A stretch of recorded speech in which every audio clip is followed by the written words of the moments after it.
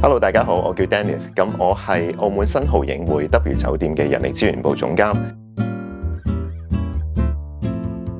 咁我喺酒店2022年籌備開幕嘅時候咧，我已經加入咗呢間 W 酒店噶啦。我喺澳門人力資源市場咧已經工作咗超過20年，亦都喺萬豪國際集團工作咗超過10年噶啦。咁我哋 W 酒店嘅文化咧係叫做 Whatever Whenever 咧，即係隨時隨需嘅精神為核心嘅。咁我哋鼓勵員工展現個性、創造驚喜，同埋以無微不至嘅服務打破傳統嘅界限嘅。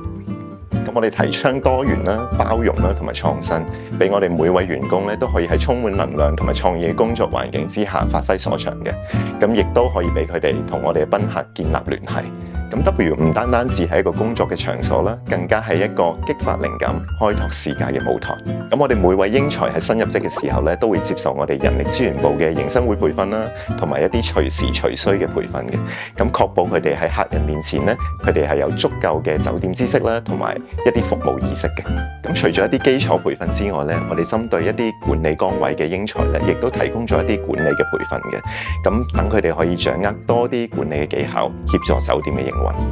咁最後咧，我哋都開拓咗唔同嘅語言班啦，等各位英才可以有機會接觸多啲外語啦，幫助佢哋同客人去溝通嘅。咁自從上一年11月加入咗澳門工聯嘅職業發展夥伴計劃之後咧，其實我哋雙方亦都係一直保持良好嘅合作關係嘅。咁除咗一啲常規招聘會之外啦，我哋喺上年嘅時間咧，亦都去咗澳門路校嗰邊啦，同一眾嘅師生舉辦咗職業發展日嘅，咁幫助佢哋更加好規劃未來嘅職業生涯。咁我哋亦都舉辦咗唔同嘅面試技巧提升工作坊啦，幫助本地求職者提升競爭力嘅。咁到幾個月之前咧，其實我哋都同工聯一齊去咗廣州南沙同內地就讀嘅澳門畢業生舉辦一啲職場先修班，幫助佢哋提前適應本地嘅職場環境。